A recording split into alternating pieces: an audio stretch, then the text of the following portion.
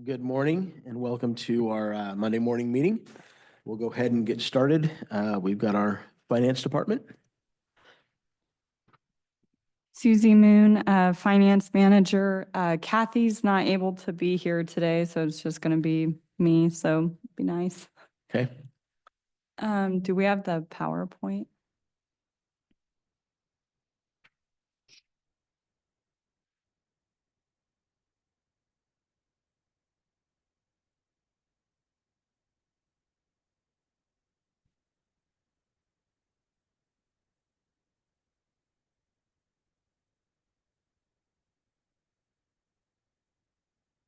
Okay, so we changed up our presentation a little bit from the last time we were here. So we took a look at, obviously, we're always going to talk about the general fund.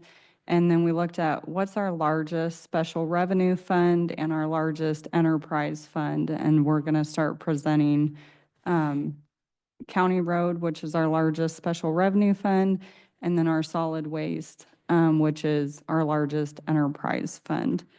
So revenues currently through February for the general fund are about 6.4 million. We have about 15.3 million in expenses. County Road Fund has about 1.7 million in revenue through February and 2.7 million in expenses.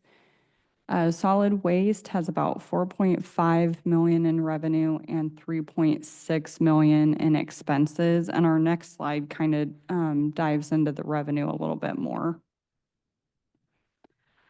So revenues at a glance. So general fund, a large part of that is going to be our tax revenue. So currently we have about 1.9 million in sales tax that we've collected. Sales tax is collected on a 2-month lag. So what is revenue from December is received in February. So we're expecting a large portion of that 1.9 million to be accrued back to 2024. So we won't actually receive our first portion of sales tax related to 2025 until March. I was just going to ask you, is there a point throughout the year where our deficit catches up to our balance? I would like to say we would probably start seeing that in April once all the accruals have been done. Because currently it looks like we have revenue, but really it's going to be backed out. So I would say probably we'll start catching up maybe in April and see some true revenue numbers related to 2025. Okay. Another thing I wanted to mention, so property taxes, that's another large piece of revenue for the general fund. First half property taxes aren't due until the end of April, so we'll start seeing those receipts probably in the next presentation and then a large increase after that. So going down to solid waste, we do have, when you look at actuals for 2025 compared to 2024, it looks like there's a large increase between the 2 years. And the reason for that is the landfill makes a quarterly rent payment to the general fund. So in 2025, that payment was done in February of this year, and it was made in March in 2024. So when you're comparing February to February, that first quarter rent payment for 2024 is not in there. And then County Road Fund, so they have, backing up. So you can see solid waste has about 4.4 million in revenue. About 2.2 million of that is going to be accrued back to 2024. So you'll see that decrease in the next presentation. What is the rent payment? I'm not 100% sure what the rent payment is for. I can follow up with Sean and get a better understanding of that. My understanding currently is that the general fund is what bought or paid for the landfill when we took that over. And so they took on, I believe, that debt. So it's covering those costs. But I'll follow up with Sean and get back with you on that. Okay.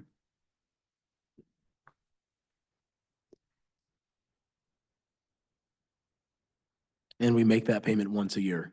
It's quarterly, so it's Quarterly. 1.875 every quarter.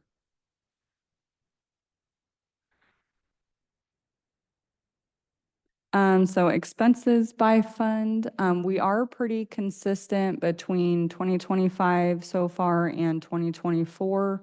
The only big increase is going to be related to services. So our we have internal billings that go out related to IT, insurance, such as the risk department. So we did have some increases in those costs. So that's why our services line is is about 7.8 million compared to 6.7 million in 2024. Outside of that, we're pretty in line with what we were spending through February of last year.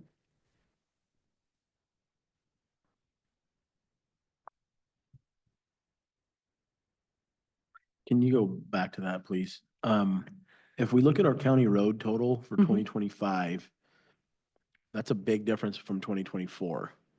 400,000. So county road, they do have not only the IT charges, they do also have some billings related to finance and our operations. So we saw increases in those charges, IT as well as risk. Okay. And that's going to be in that services line for county road as well. So if we look at the total on county road for the 2025 budget, we've got 50,000 or 50 million. And then for 2024, we have 33. Did we increase that budget that much?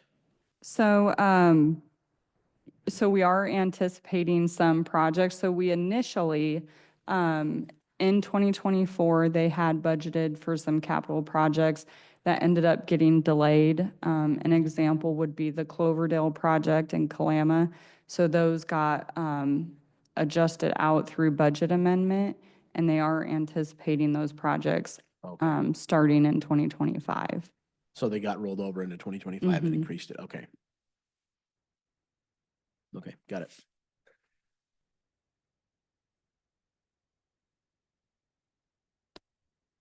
So our next slide shows property taxes collected through February. I don't really have a whole lot to share on the property taxes. It's pretty consistent. Again, we'll start seeing more revenue related to that near the end of February and then into April. I know we've said this before, but do we know what percentage of property taxes we actually collect compared to the outstanding? I don't. I can look into that.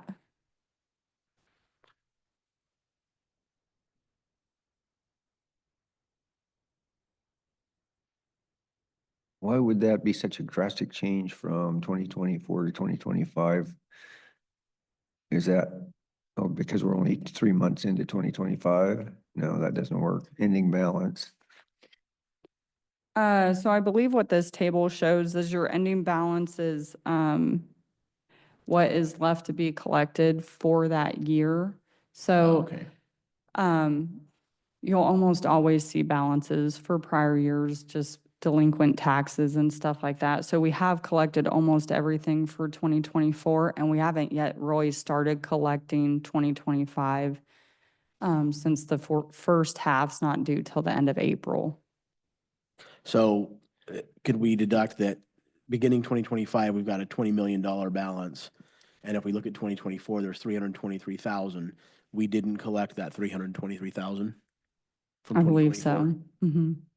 So that kind of tells me what percentage we're looking at there then.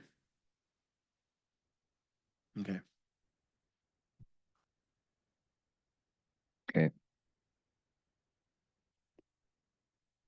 So this is sales tax by month, so you can see our collections for sales tax for all of 2024. We did do a budget amendment to bring the budgeted figure down to the 11.4 million. Our original budget for 2024 was 11.9 million. So with our adjusted budget, we did exceed our target by about 1%. So in total through December, we collected 11.5 million in sales tax.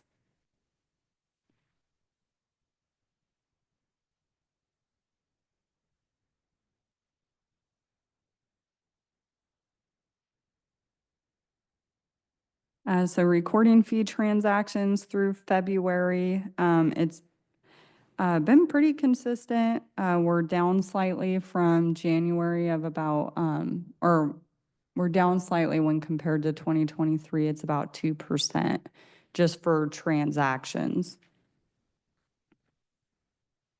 And there's no lag in these numbers? Huh? There's no lag in these numbers? These are real time? Mm-hmm.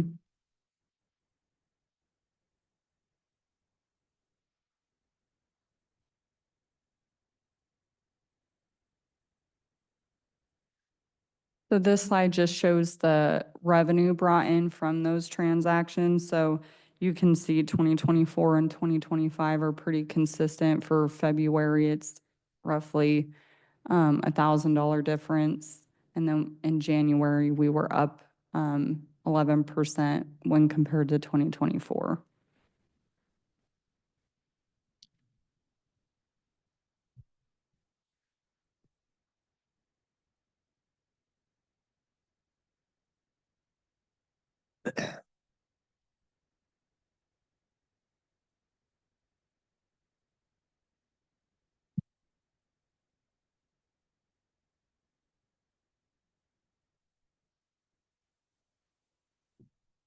So that wraps up our finance presentation. We do have one for the museum.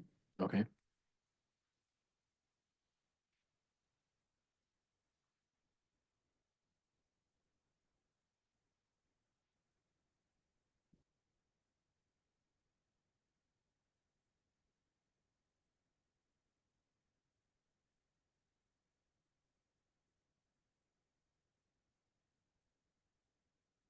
So for the museum, it looks a little different. We don't budget revenues for the museum. They're supplemented by the general fund. So we only budget expenses for this fund.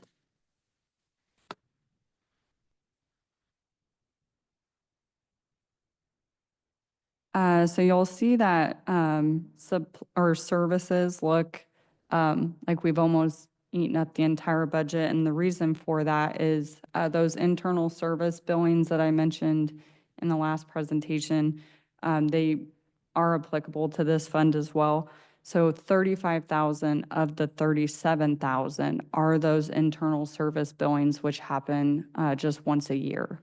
So we should start seeing the increase in that line item be much smaller from month to month.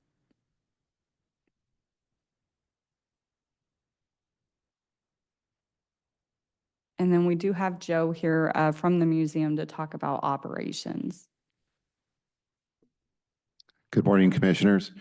I just wanted to take a moment to share a few of the recent activities at the museum, if you have a few minutes to indulge me.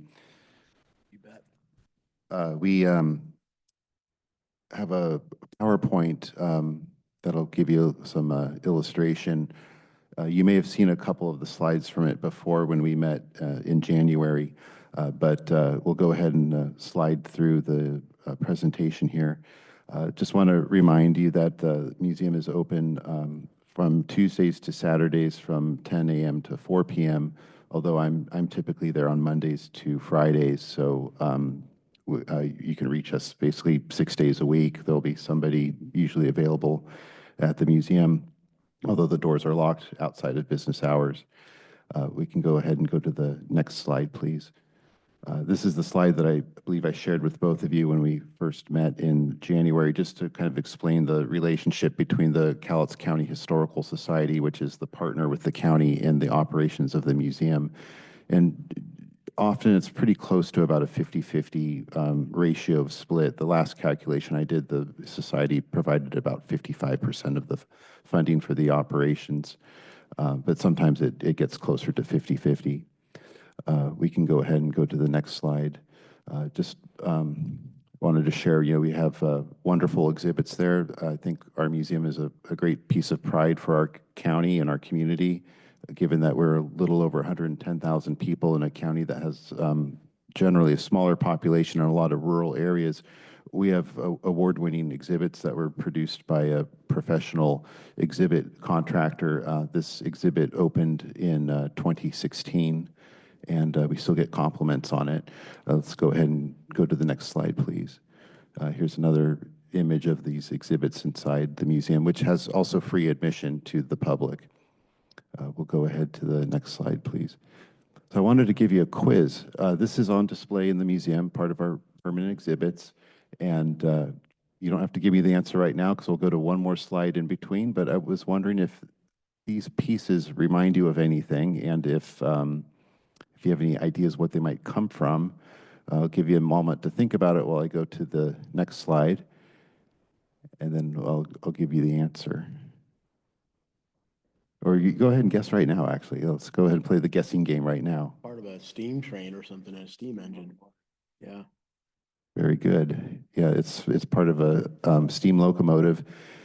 It's the Ant, which was the first logging locomotive to operate in Washington Territory. It was part of the B.F. Brock logging operations out of Eufaula, outside by Coal Creek. He purchased the Ant in 1883, and it was brought up here from the San Francisco Bay Area. It was supposed to work in the mud flats in San Francisco, but ended up with a logging railroad fate up here. I'm finishing up a book on logging railroads of Southwest Washington for Arcadia Publishing, and I've been kind of up to my eyeballs in logging railroads lately. So I thought I'd share this little quiz with you. But that's all that remains of the Ant, those pieces, because in 1940, before World War II, it was scrapped for a metal drive, and a lot of these old railroads were parted out and recycled. We'll go ahead to the next one, please. We have rotating and loaned exhibits in our temporary gallery. One of our former exhibits is actually at the Youth Services Building, and our exhibits, when they come down, are available to any municipality or public space where people can enjoy them. And so if you go to Youth Services, you'll see one of our retired exhibits there. Next slide, please. Our current temporary exhibit is Browsing the Stacks, which is kind of a walk through Washington State history. It's sort of a selection of different stories throughout the state. And fortunately, we have such an extensive archive collection that we have pieces in our collection that can help enhance these stories. We have about 37,000 artifacts in our collection. So this was produced by the Secretary of State's office, and it's on display at the Secretary of State's office in this picture right here. And it goes up for about a year, and then it goes on loan to any museum or library or public use space to anybody who wants it for free. And so we have this exhibit that we put up in January, and it'll be up until around Thanksgiving. If you go to the next slide, there's a couple more pictures of this exhibit. This is how it is in our temporary gallery, with the vitrines and pedestals in the center, having the artifacts that we pulled from our collection to augment the exhibit. We can go to the next slide too. This one's kind of neat too. It's a bomb shelter model from the 1960s. We've got a whole bunch of them that were made locally and were part of the whole civil defense program. And part of this exhibit does have a civil defense component. And obviously you can see on the other slide, we have some pieces from the 1962 World's Fair on display. Next slide, please. There's some snowshoes from our collection, and then the intro to the exhibit on the right. Next slide, please. Okay, this is exciting because we just had the annual spring art show with the Columbian Artists Association. They had their reception this recent Saturday at the museum. These are pictures from it. And the last 4 years we've partnered with them. We will give them the space to have the art exhibit. The art is all local artists and it's for sale, and the proceeds, portion of them help the museum out. They go to the Historical Society. It's open for about 3 to 4 weeks, and it brings in a new audience into the museum. We've had new members to our Historical Society because of it. And I wanted to bring a little bit of show and tell here, which are, these are called 6x6 paintings that are on one of the walls. And so they're only $35. And again, it's a way you can have a piece of art made by local artists for a relatively affordable price. We have, of course, larger pieces available. There's a lot of two-dimensional art in this exhibit, but this year we have a lot of three-dimensional. We have some glass art, some pottery. This art show, I'd say, has grown by 30% over last year. And I encourage you to come down and take a look at it if you get a chance to. It's open during our normal business hours. And the Columbia Artists Association has a volunteer there that kind of docents that gallery space. And so it's been a really, really good partnership the last 4 years. Next slide, please. And then I guess this is the end of the show here is I wanted to share also that our education programs are continuing. This spring is a very busy time. Danielle Robbins is our education program person. She's in this photo here in front of a classroom. We have a traveling trunk program that goes to local schools. We provide a local history education to supplement the curriculum, primarily second grade through fourth grade, although we do have junior high and high school programs available and senior programs as well. And I think that's all I have, unless you have any questions for me. Joe, you guys do that for schools throughout the county, not just in Longview and Kelso, right? Yes, we go throughout the county, and then if there's a request, once in a while we get a request from outside the county, we will then charge for travel expenses to go there. Once in a while we get a request down in Clark County, but yeah, we go throughout the county and we don't charge for this service to provide these education programs. Good. Thank you for that. Awesome, thank you. All right, thank you. Okay, All I right, think we're good. Thank all you. right, thank you, commissioners. Have a bet. great day and have a good week. You too, thank you. Okay, we'll go to citizen comments at this time, if there's anybody who'd like to comment on anything. No? Okay. We don't have any executive sessions scheduled right now, so we will go ahead and is our next one at 10?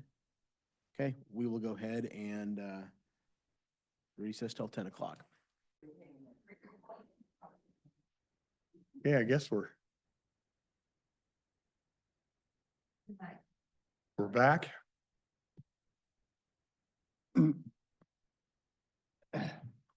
I think Mr. Wallen's here just in case we had any questions on the proclamation. I think we've already kind of approved that Yeah, as one for, far as I know, we did. yeah. It was approved, but you're going to talk about fair housing, weren't you? Okay. Oh,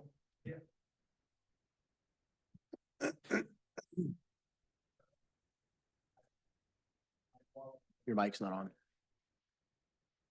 Lower Columbia Association of Realtors. Thanks for having me. Just touching base on tomorrow's Fair Housing Proclamation. Thank you so much for putting that on the schedule. It's important annually. We recognize the importance of fair housing.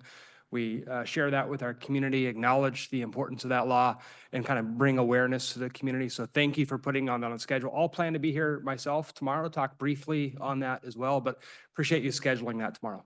sure. Happy to answer any questions. Thank you. Appreciate it. Thanks, Mike. Thank you for your time.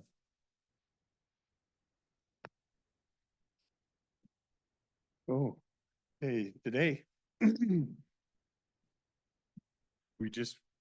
been on jury duty the last 2 weeks. This is the first time I got called in for Monday, and we just filled out a questionnaire today was all it was.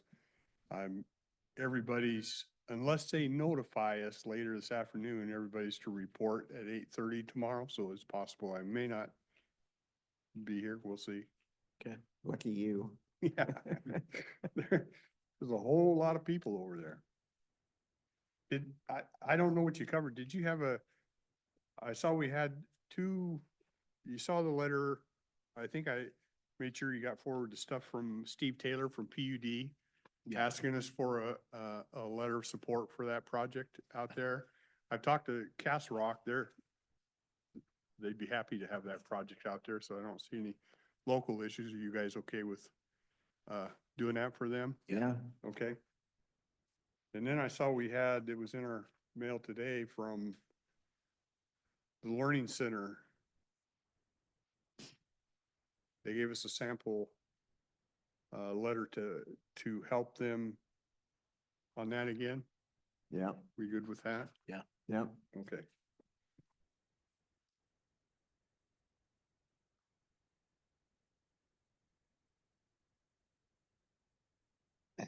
You saw, and you guys have probably already talked about this, but you probably saw the stuff from the state of Washington, the treasurers that sent the packet down as to what was submitted on the Or the TIF. response to the TIA. Yeah, We didn't Yeah, talk about it. I just finished reading it cover to cover this morning yeah, and and, like, we had wanted an appointment to go up and see them. They really don't want us. They're willing to call us, but they're basically passed the message on that. They don't really I have any really wanna control make- of this thing, yeah. in the information from the port, they're pushing the fact that they are communicating and working with all of the affected jurisdictions.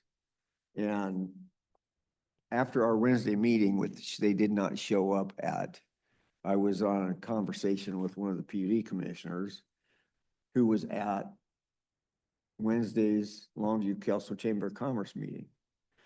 And the Port of Woodland, including the executive director and her staff, did a presentation at the Chamber of Commerce meeting for luncheon and explained the whole thing. And they were done at like 1:30, 1:40, they were done. And they could have come right over here for our 2:30 meeting, and they didn't come here.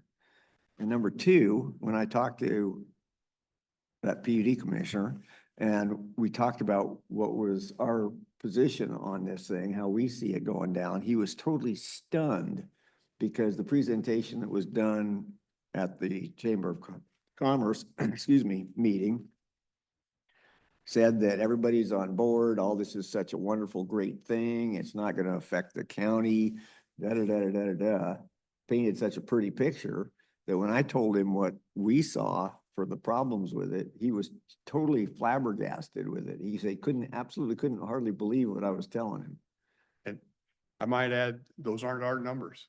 I know it. Those are their numbers. Yeah. I- It's interesting to me, it's actually flabbergasting to me, the miscommunication that's going on, that the port commissioners don't know what it's actually, what the numbers are and what they're putting out there and what they're saying. I'm gonna try and meet with the port commissioner this week before our risk pool conference, to talk about it. He reached out to me after last week and when I was sick and I said I couldn't, but, when I talked to another port commissioner, they had no idea that that's what was, when I asked the question with regards to the numbers in the packets that we saw. And I don't understand that. I'm really trying to figure out how there's a disconnect between the port administration and the commissioners I'm- not on the same page. I met with that port commissioner after you did, Yeah, and I three-hole punched my 77-page report that we had that Kathy gave us that was earmarked. And I put it in a nice 3-ring binder to take it with me specifically to talk to him about the issues in there. mhm. And when I showed it to him, he went, "What is that?" I said, "That's your 77-page report for the TI." He said, "I've never seen it." I gave him my copy in exchange for a 5-page letter write-up that he had that specifically was the consultants had written up responses to Rick's previous comments to counter what Rick was saying at the public meetings where he was going, Mhm. to say all these things that Rick was saying are wrong. And I'm going, you gotta be kidding me. Here's a port commissioner, hasn't even seen the 77-page report that his staff has submitted to the treasurer's office. Yeah. I don't know how that happens. And also that second port commissioner is asked to talk to me also. And I told him that we'd have to wait till after we how to got through a couple of things, but the other thing, a point that I made, I went to their court meeting last week with Rick was there. And I stood up and made a comment to them and told them that I was tired of hearing how this was not going to affect the county, that we were not impacted by it. And so I told them, I said, why don't you please go to your employees, tell them you're gonna freeze their wages for the next 25 years, and then say, oh, by the way, you're not losing nothing, and see what kind of response you get. Have a nice day, goodbye. I thought, I've used, since you said that, I've used that analogy a couple times. I thought it was a good Yeah. analogy. It's 25-year deal, and the businesses that I know that are coming in, they're not, it doesn't matter if they have a TIF or not, they're coming in. Mhm. It's not like it's generating stuff. Business makes decisions based on if they can get a profit on it and it works for them. That's what they make decisions on. I mean, you guys have been involved with businesses. Your dad had one for Yeah, ever, so. reading that response from the treasurer's office, I gotta believe they've got some serious work to do to address those, I think it's 10 items that are listed for them to fix or try to fix in that proposal. And I can't see them being able to pull that information together. So much of it is pure speculation.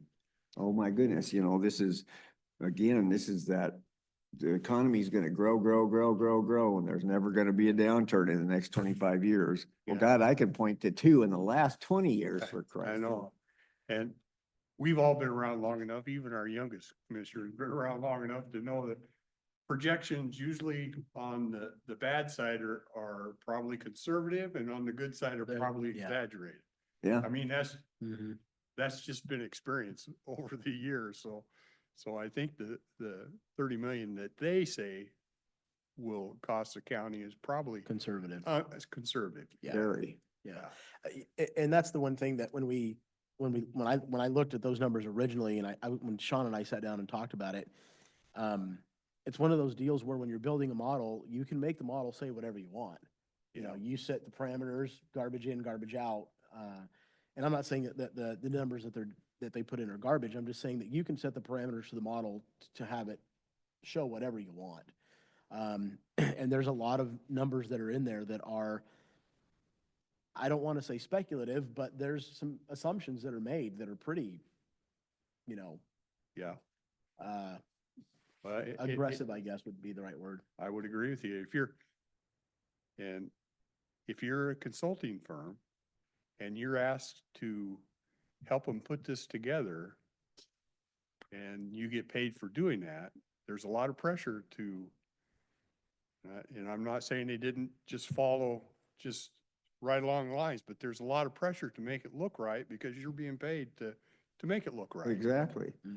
And it should be very concerning to anybody looking at that. The one key thing I picked up out of that is the fact that they intend to borrow right up to 100% of every penny they can get for the whole 25-year period. They're not leaving themselves any room for an emergency or something that they might need money for. They're gonna keep their debt limit right at the top all the way through that 25 years. That ought to scare the hell out of anybody who's looking at being in a position of running the port.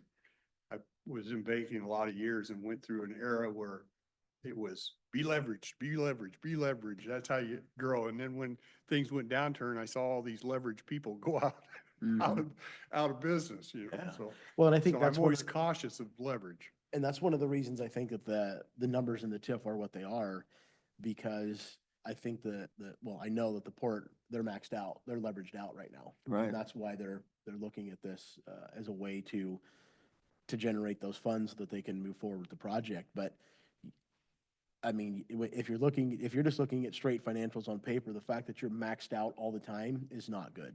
No. It's not a, Plus, it's like the example you gave, if somebody comes into the bank and wants money and they're already maxed out on 2 credit cards, you're gonna give them a third one? Yeah.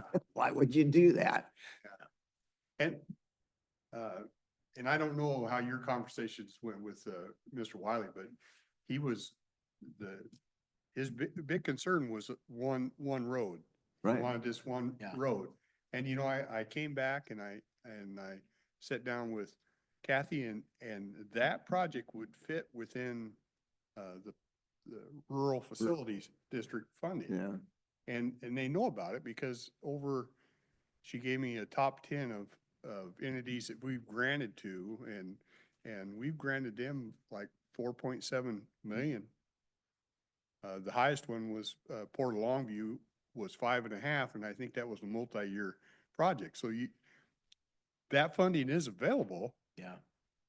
for that particular, it's just, the rural, development funding is project specific. It's not global. So they'd have to say, this is a project we want to do, but I got the impression that was their main project that they, The road Want that it cuts done. through, yeah. yeah. Well, I it's do Rose, too. I think it was Roseway, and there's also that, a connection that crossed a section that, those two roads are, the connectors that they wanted to get in there are in the plan. Yeah. And he took me around and, when I toured the port with him, he took me around, and showed me both ends of Roseway and how to, what they wanted to get done there. And then that connecting road for, I can't remember the name of the road, Gould. Could be.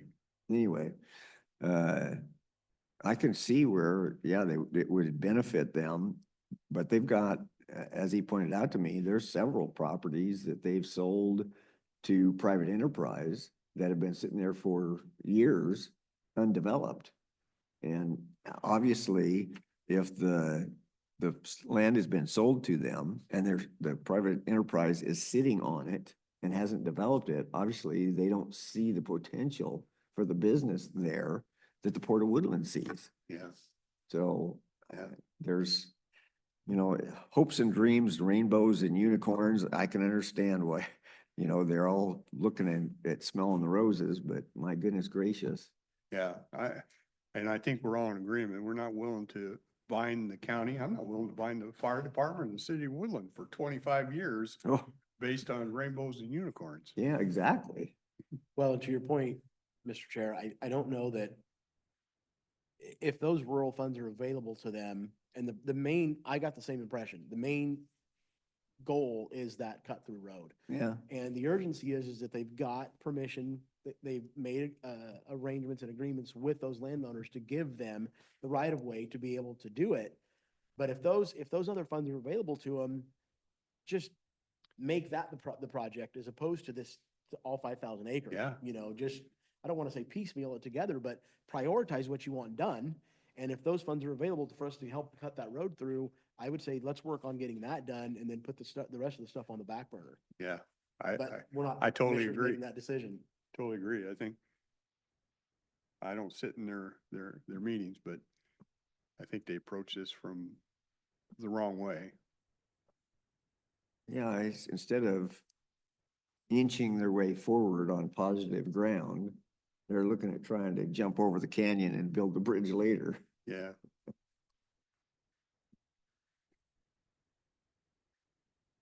You got something for me?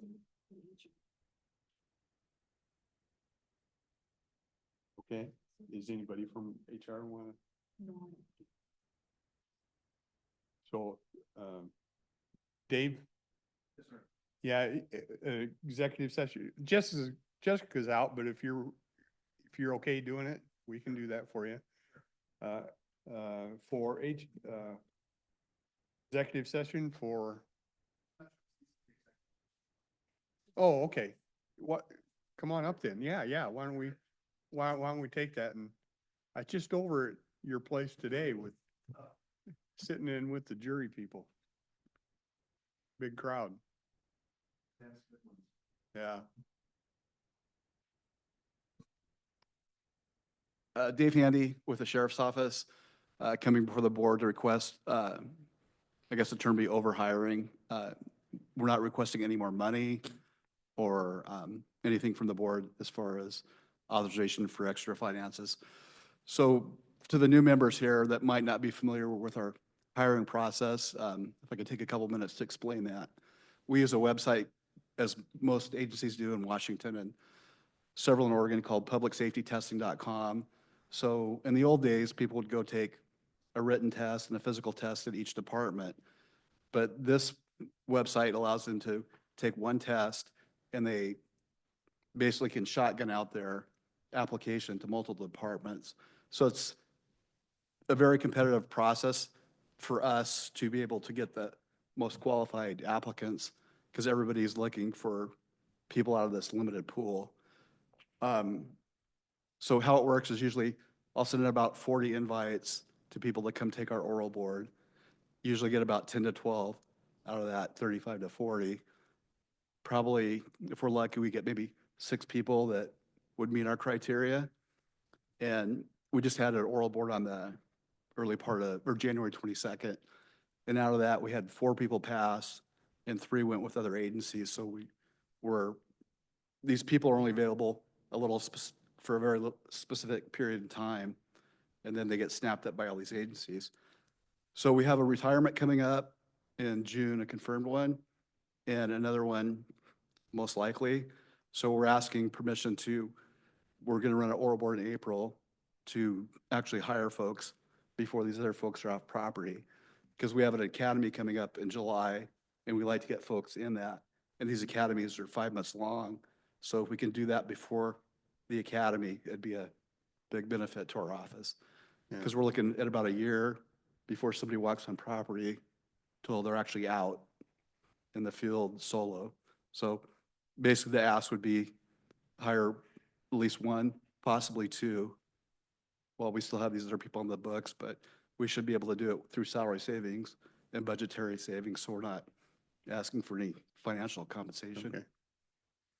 So we're just trying to get ahead of the game and it's not going to affect your budget. You guys got that all figured out? Correct. Yeah, I don't see any issue with that, Dave. Me neither. Yeah, I don't I think don't anybody either. does, I'm good yeah. with it. I'm Okay. glad you're being proactive. All right, appreciate it. Thank you. Okay. Thank you. You too.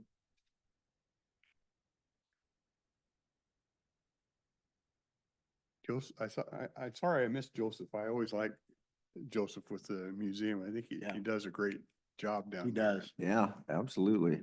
How are they doing? Did he talk about, because we've tried to make it so he didn't have so many people loitering or spending the nights there and causing problems? Is it, He didn't bring that up really. okay, so it must be working better for him Yeah. then, good. I know he said that we added lights and that made a big difference when I met with him. Yeah, Lights made a big difference.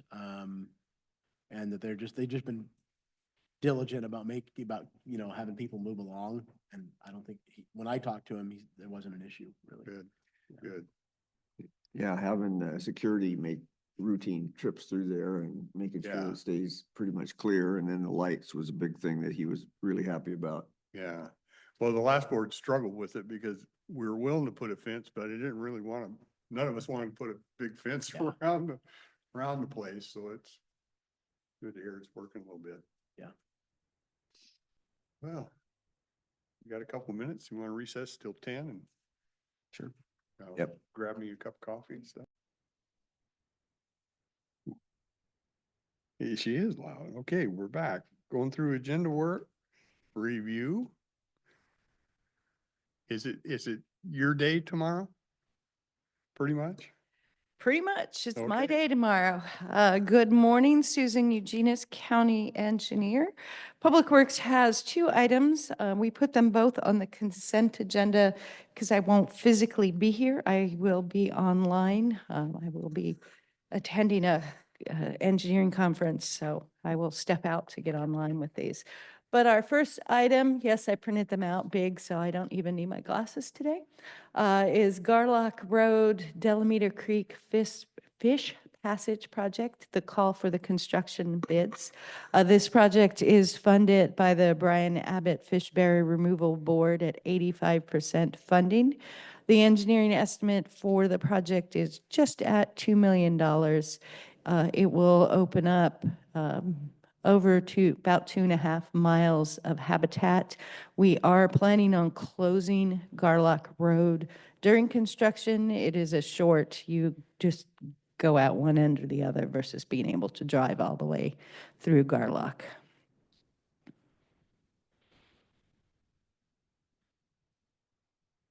So people will still have access. It's just a little different. Correct. It's not like Ostrander, I think we built another, We built a bypass bridge, yes. No, we're just closing the road for the duration of the project. People who live next to the project, just instead of being able to take whatever end of the road, they'll have to go out on either What's the end. estimated duration of the closure? That is a good question. Let me see if I have it written down. I do not have it written down, but I can find that information for you by tomorrow. Have the engineer send it to me. I believe it is somewhere between, it's probably 60 days, would be, if you have to make a guess, I'd say it was between 60 and 80 days. I don't remember what the duration of the project is. Okay.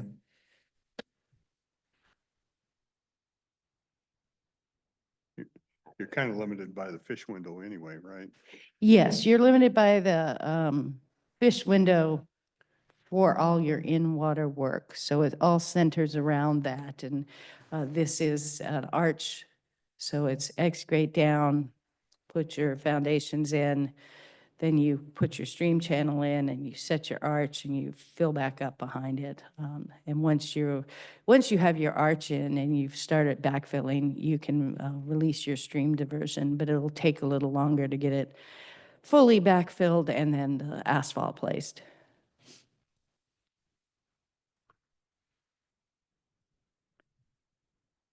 What's the thickness of the steel they use on that, do you know?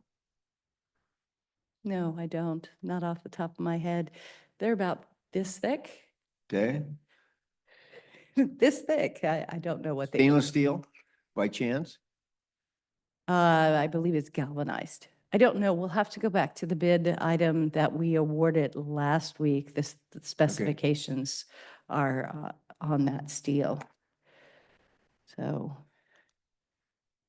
What's the life expectancy on these new? a 75.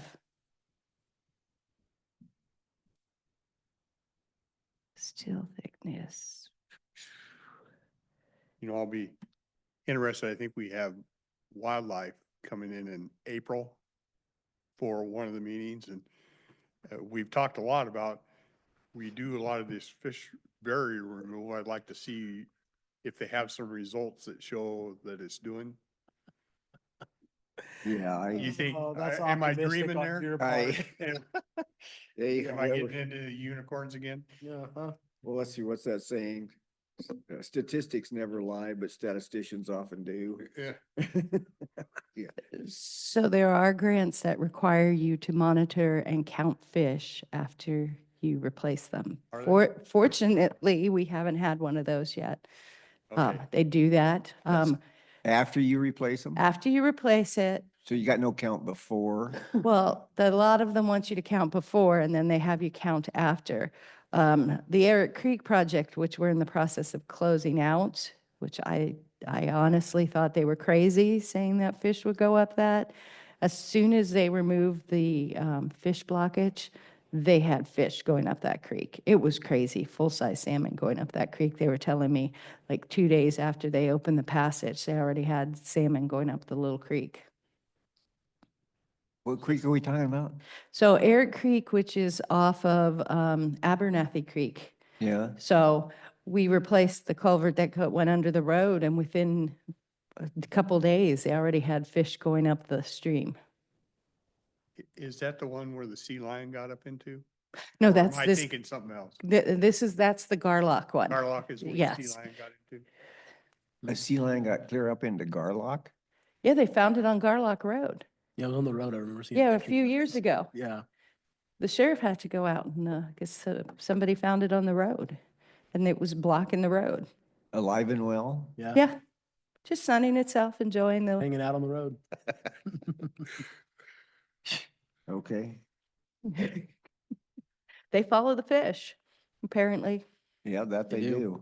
do, unfortunately. Yeah, interesting. They should have a seal barrier at the mouth of the Columbia. No kidding, right?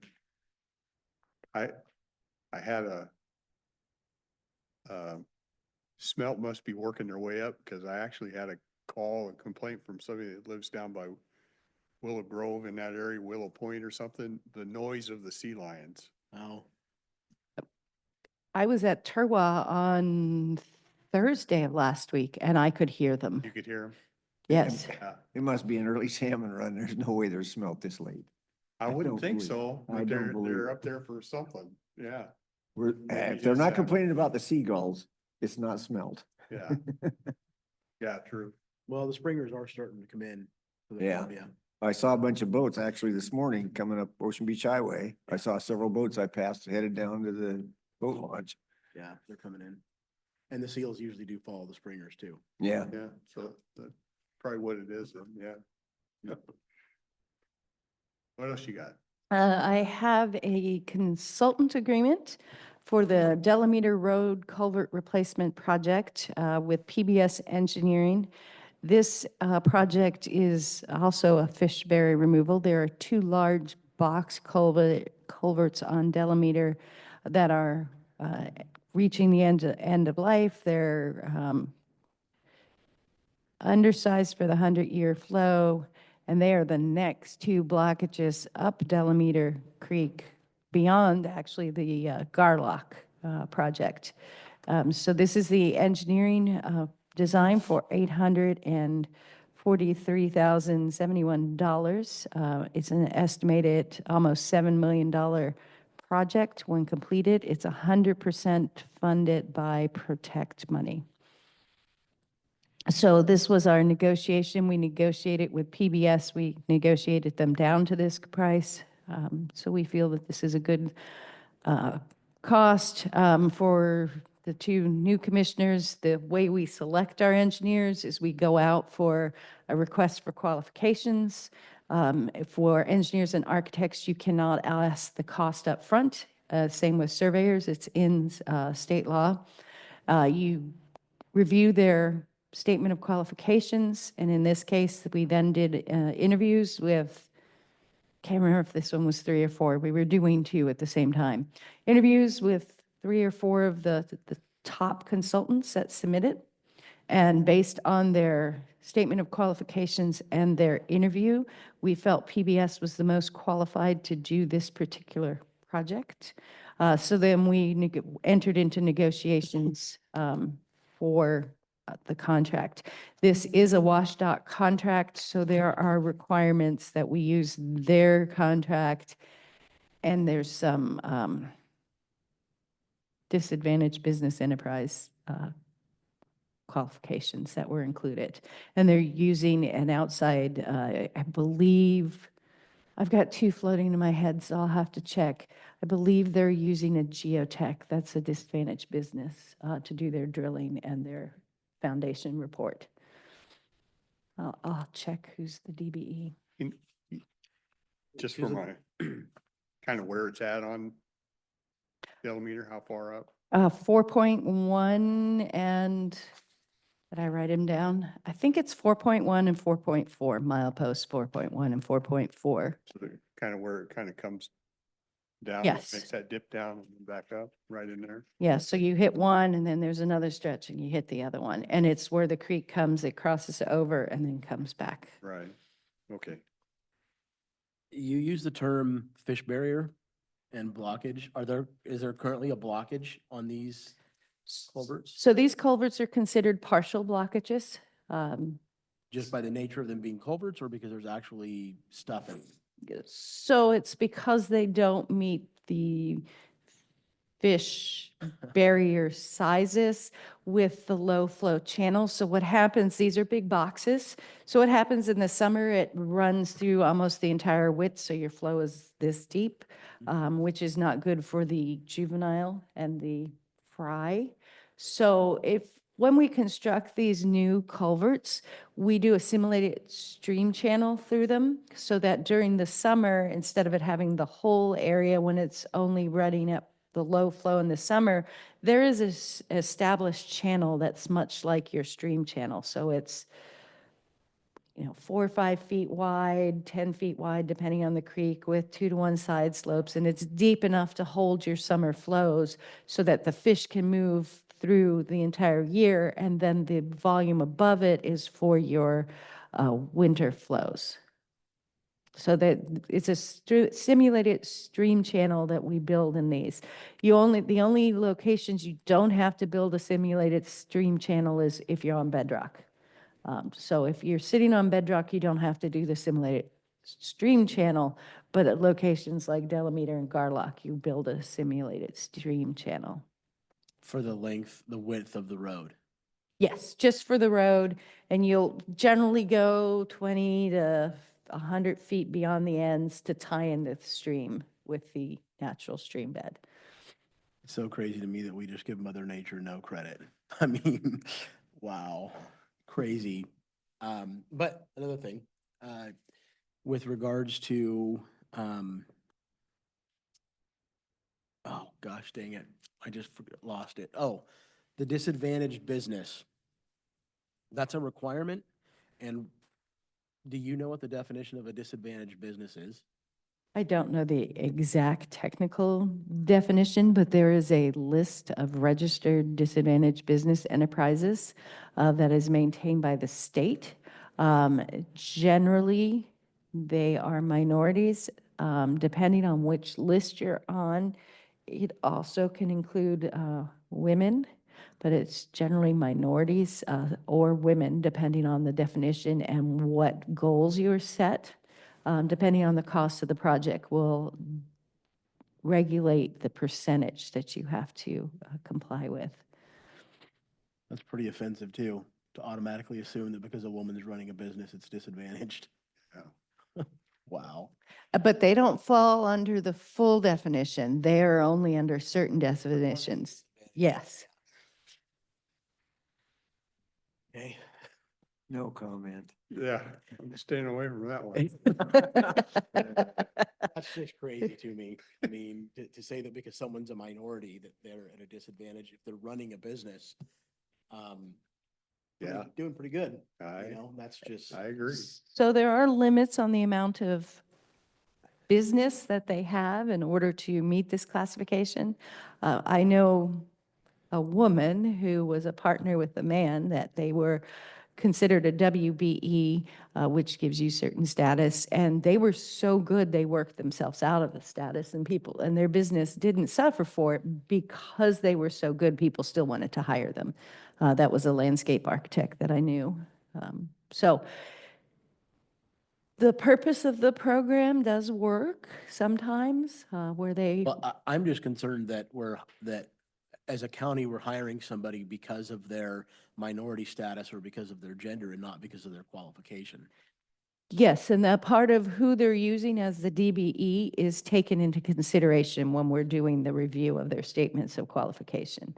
There's a couple geotech firms and a couple streams, hydrology and hydraulics firms that will stimulate your streams and model them. Those are the two categories of firms that we see most often in the public works realm when we're doing these type of projects. So both of those qualifications, they meet the qualifications, but they're also meet that status.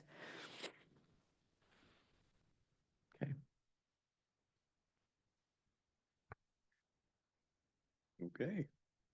That's all I have for you guys. Well, appreciate your time. Thanks, Susan. Thank you. We have no Jessica today. We have no HR stuff.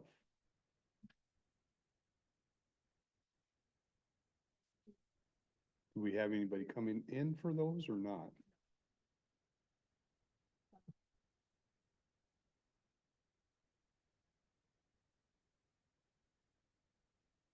Yeah, maybe just. Cause we'll just adjourn if we don't have anybody coming in, but I don't wanna.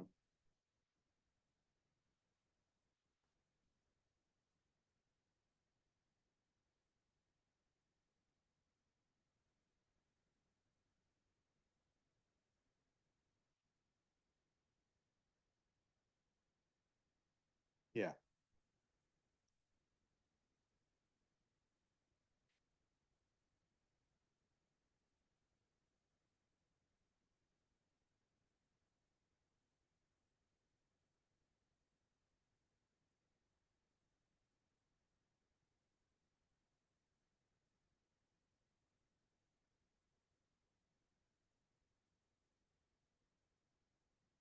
And neither one of them.